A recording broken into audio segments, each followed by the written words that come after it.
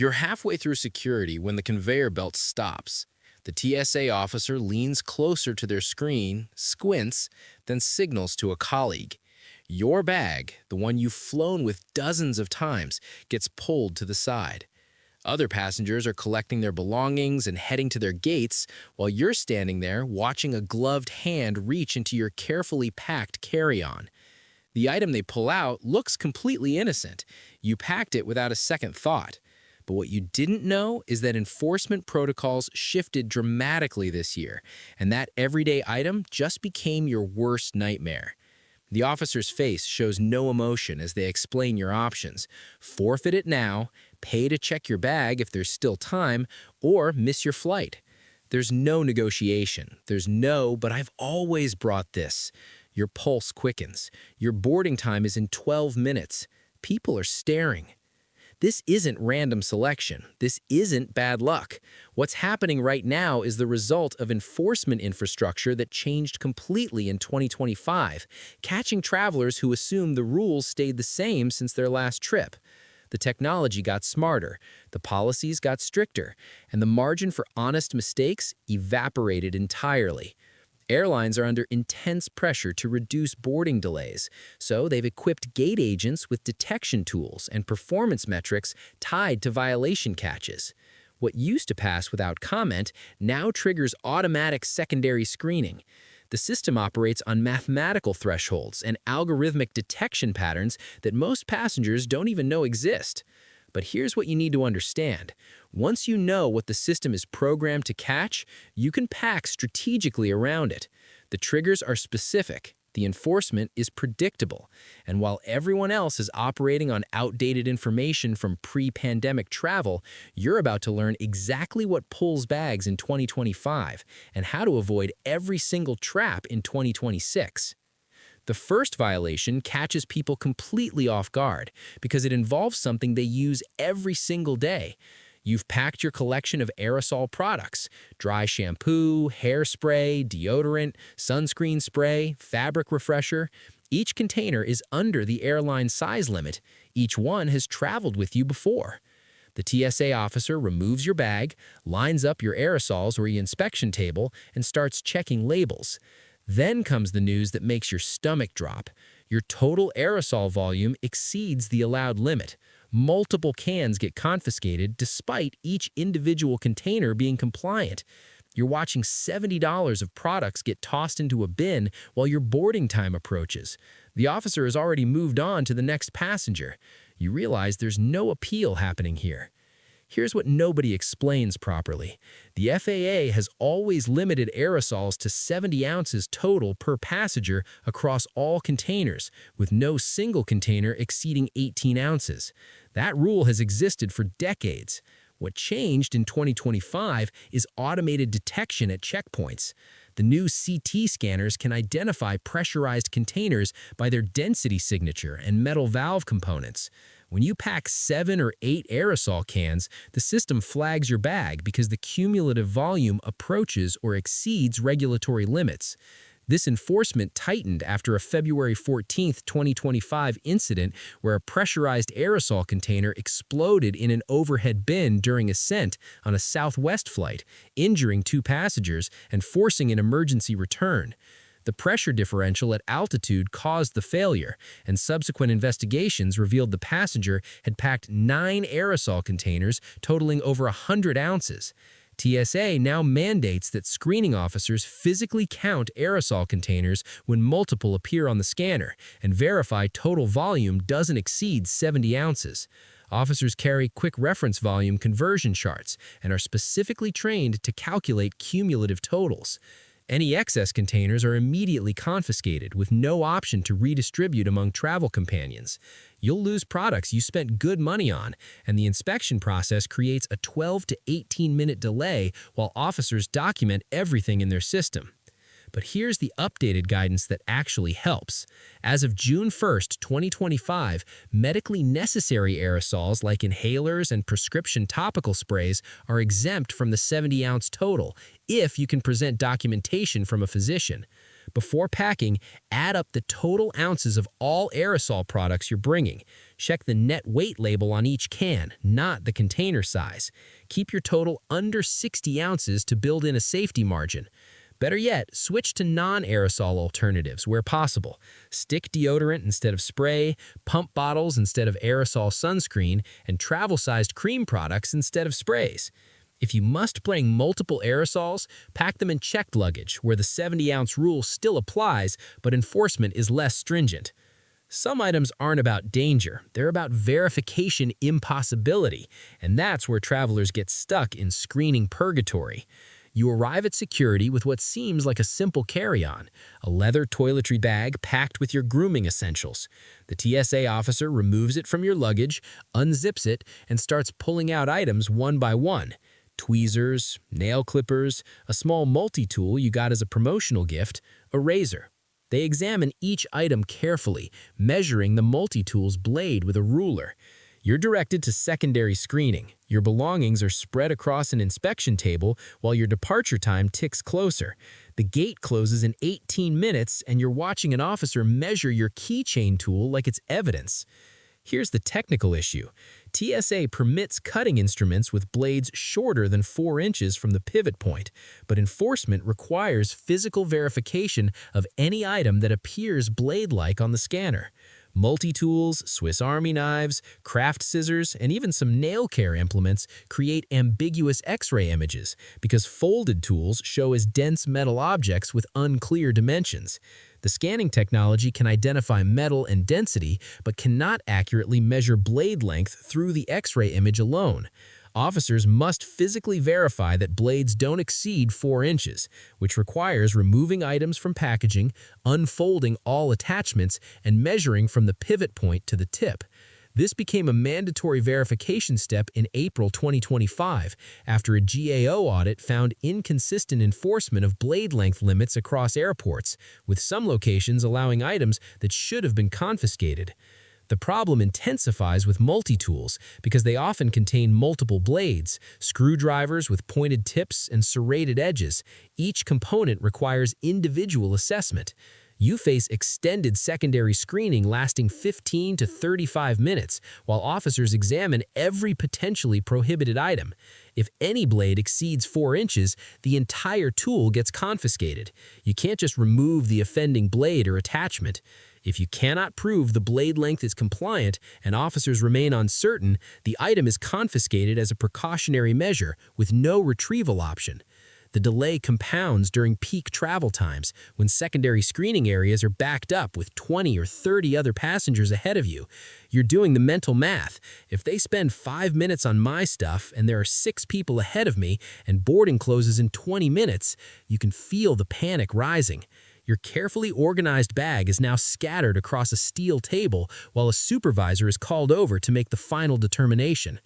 To prevent this nightmare scenario, leave multi-tools, pocket knives, and any cutting instruments at home or pack them in checked luggage only. If you must bring scissors, ensure they're clearly marked with blade length and keep them in original packaging that displays the dimensions. For nail clippers and tweezers, keep them in a clear plastic bag separate from other metal items so officers can easily identify them on the scanner. If you have a multi-tool you can't travel without, verify before your trip that every blade and attachment measures under 4 inches, and consider carrying a photograph of the tool with a ruler showing measurements to expedite the verification process. This violation happens to careful planners who think they followed the rules perfectly, and that's what makes it so frustrating.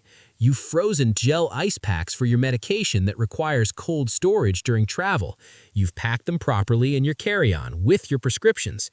At the checkpoint, the TSA officer removes your bag, examines the ice packs, and explains they cannot come through security. They're completely frozen solid. You followed the TSA website guidance about ice packs for medical purposes, but the officer is shaking his head. Your insulin, your biologics, whatever requires refrigeration is now at risk. The ice packs get confiscated, and you're scrambling to figure out how to keep your medication cold for a 5-hour flight. Here's the critical distinction that trips everyone up. TSA allows ice packs, but only if they're frozen solid at the time of screening. If the ice pack has begun to melt and contains any liquid water, it becomes subject to the 311 liquid rule and must fit in your quart-sized bag. The confusion intensified in March 2025 when TSA clarified its policy after inconsistent enforcement. Gel-based ice packs are treated differently than solid ice. A gel pack that's partially thawed contains liquid and must be measured against liquid limits. A solid ice block that's partially melted with water is allowed because frozen water isn't subject to the liquid rule. But here's where it gets complicated. Officers at the checkpoint make the determination in real time, and what was frozen solid when you left home 2 hours ago might be partially thawed by the time you reach security.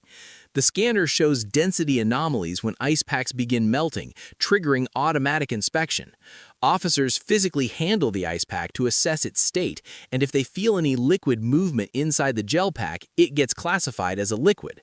Your medication ice packs are confiscated if they've thawed at all. You're forced to find alternative cooling solutions after security, purchasing ice from food vendors post-checkpoint, using bags of frozen water bottles, or in some airports, requesting fresh ice from airline clubs if you have access.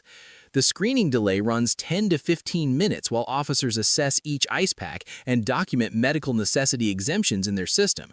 If you cannot keep your medication cold, you risk it becoming ineffective, and airlines have no obligation to provide replacement ice or cooling during the flight. Here's the strategy that actually works. Freeze solid ice packs overnight using your hotel or home freezer, then place them in an insulated bag immediately before leaving for the airport. Don't use gel-based ice packs that can partially liquefy. Use solid ice blocks or frozen water bottles, which are unambiguously allowed when solid. Arrive at the checkpoint with ice packs still completely frozen with no visible liquid. Pack backup cooling options post-security. Know which vendors past your checkpoint sell bags of ice, or bring empty water bottles you can fill and freeze using ice from water fountains. Carry documentation from your physician explaining your medication requires cold storage, including the temperature range requirements. And here's a pro tip. Some airports now have TSA medication screening lanes specifically for passengers with medical supplies, which can expedite the process and reduce delays. Now we're getting into the territory where travelers think they're being smart and end up creating their biggest problem. You've packed your expensive bottle of craft whiskey in your carry-on, carefully wrapped in bubble wrap and placed in the center of your bag. It's a gift you bought at a distillery, something special you can't get at home, and you've protected it carefully. At the checkpoint, the X-ray operator stops the belt immediately. Your bag gets pulled for inspection. The officer removes the bottle, examines the label, and explains it cannot travel in carry-on luggage. The alcohol content is 75%, printed clearly on the label. It's over the limit. The bottle gets confiscated immediately. That $90 whiskey you waited an hour to purchase at the distillery is gone. No refund, no option to check it, just gone. Here's the rule that most people don't know exists.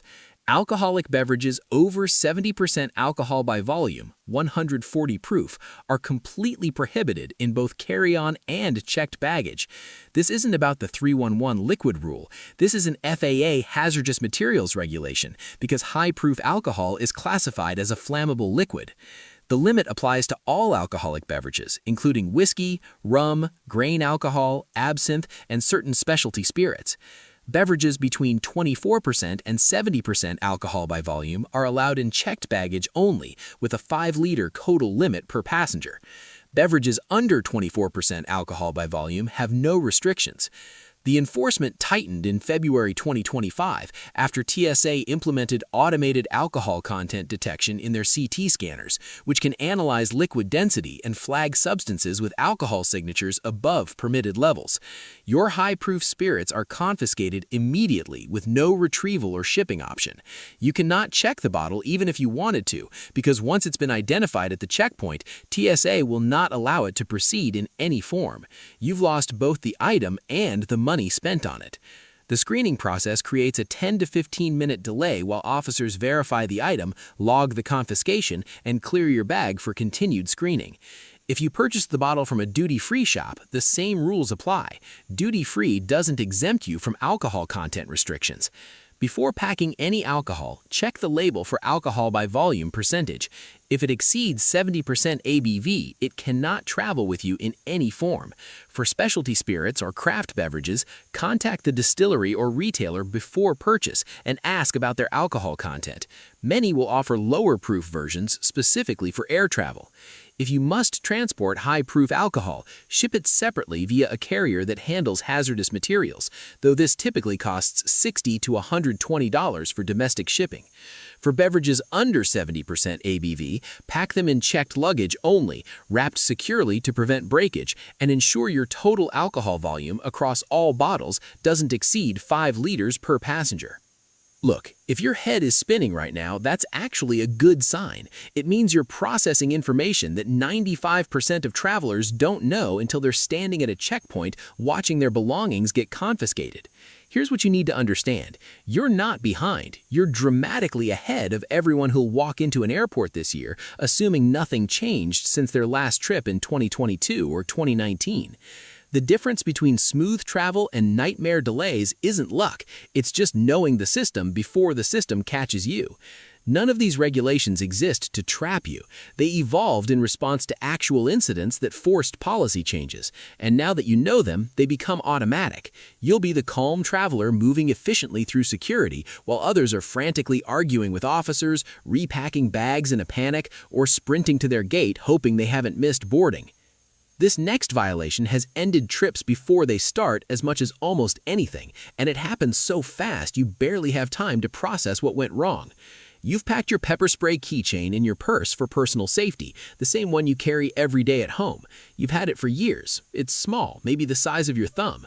At the checkpoint, the X-ray operator immediately flags your bag.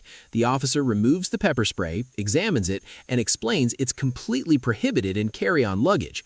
But here's where it gets worse. It's also prohibited in checked baggage, in your current canister. Your only option is to surrender it. That sense of security you carried with you, gone. And you can't even retrieve it after your trip because the TSA doesn't store confiscated items. Here's the specific regulation that surprises everyone. Pepper spray and mace are classified as self-defense sprays containing hazardous materials, specifically capsaicin or related compounds that are considered irritants under FAA hazmat rules. In carry-on baggage, they're completely prohibited with zero exceptions. In checked baggage, pepper spray is only permitted if the container is equipped with a safety mechanism to prevent accidental discharge, the volume doesn't exceed 4 fluid ounces, that's 118 milliliters, and contains only 1 canister per passenger. Most personal pepper spray keychains fail these requirements because they lack safety mechanisms or exceed the volume limit. The enforcement became absolute in February 2025 after an accidental pepper spray discharge in a cabin during boarding caused an evacuation of an entire aircraft, medical treatment for 6 passengers and 2 flight attendants, and a 4-hour delay affecting hundreds of travelers. Your pepper spray is confiscated immediately regardless of size or safety features if it's in carry-on. You cannot transfer it to checked baggage at the checkpoint because officers won't allow you to walk back through to the check-in counter with a prohibited item. You lose both the item and the peace of mind it provided. If you attempt to conceal pepper spray or don't declare it when asked, you risk civil penalties starting at $1,000 under FAA regulations, potential law enforcement referral, and you may be banned from that airline. The screening process halts for 5 to 10 minutes while officers verify the item, document the confiscation, and potentially call a supervisor if you protest or seem uncooperative. Here's what you actually can do. Leave all pepper spray and self-defense sprays at home or with someone who isn't traveling. If you absolutely need personal protection at your destination, purchase a new, compliant canister after arrival. Most sporting goods and pharmacies sell pepper spray locally. If you must check pepper spray, verify before your trip that your specific brand has a safety mechanism preventing accidental discharge, measure under 4 fluid ounces, and check it in your luggage with the safety engaged. Never pack pepper spray in carry-on under any circumstances. Consider alternative personal safety strategies during travel, like staying in well-lit areas, traveling with companions, and using hotel safety features rather than relying on prohibited defensive items. This final category represents the fastest growing source of confiscations in 2025, and it involves something people use for hobbies, work, and everyday repairs. You've packed a cordless drill in your carry-on because you're doing some DIY work at your destination. Maybe it's a Dremel tool, or a small power screwdriver, or a battery-operated engraving pen. The tool itself isn't the problem, it's what powers it. At security, your bag is flagged immediately. The officer removes the tool, examines its battery compartment, and explains that the lithium battery inside is permanently installed and exceeds permitted watt-hour limits for passenger aircraft. The entire tool gets confiscated. Not just the battery, the entire device. You're losing both the tool and the project you planned at your destination. Here's the technical problem. Cordless power tools often contain high-capacity lithium-ion batteries rated between 100 and 160 watt-hours to provide adequate runtime and power for demanding applications. Under FAA regulations, batteries between 100 and 160 watt-hours require airline approval before travel and must be removable so they can be transported in carry-on only. Batteries exceeding 160 watt-hours are completely prohibited on passenger aircraft. Power tools with permanently installed batteries cannot comply with these requirements because the battery cannot be removed for separate transport in the cabin. The risk stems from lithium batteries' thermal runaway potential. If a high-capacity battery develops a short circuit or manufacturing defect during flight, the heat generated can exceed 1,000 degrees Fahrenheit and ignite surrounding materials. TSA cannot allow non-removable high-capacity batteries in either carry-on or checked luggage because there's no way to isolate them if problems develop. Your power tool is confiscated entirely if the battery is permanently installed and exceeds 100 watt-hours. You cannot just remove the battery if it wasn't designed to be removable. You lose both the tool and its battery, often representing a $200 to $500 loss. If you argue or attempt to disassemble the tool to remove the battery, you risk missing your flight entirely and potential referral to law enforcement for tampering with items during security screening. The inspection process creates 15 to 25-minute delays while officers verify battery specifications and document the confiscation. Before packing any cordless power tool, check its battery specifications. The watt-hour rating is usually printed on the battery pack or listed in the device specifications.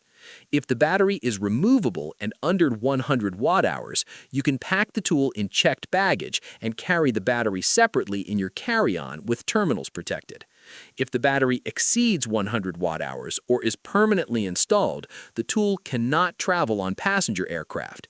Ship it to your destination via ground transportation or rent equivalent tools at your destination. For necessary work tools, invest in models with removable batteries under 100 watt-hours specifically designed for air travel compliance, or switch to corded tools that don't have battery restrictions when possible. By this point, you should be seeing the pattern, and it's not about random enforcement or bad luck. Everything that gets flagged has a documented reason based on real incidents that forced regulatory changes. The system isn't designed to catch you by surprise. It's designed to prevent the specific problems that caused injuries, evacuations, and emergency landings in recent years. And now that you understand the logic, you can work with it instead of against it. Here's what matters most. You're not the confused traveler anymore. You're not showing up at security with prohibited items hoping for the best. You're not the person holding up the line while TSA unpacks your entire bag and confiscates half your belongings. You're prepared. You understand exactly what the system looks for and why. When you walk up to that checkpoint in 2026, you'll move through with confidence while everyone else is panicking, arguing with officers, or frantically Googling, "Can I bring this on a plane?" after they're already in line. That's the real transformation here.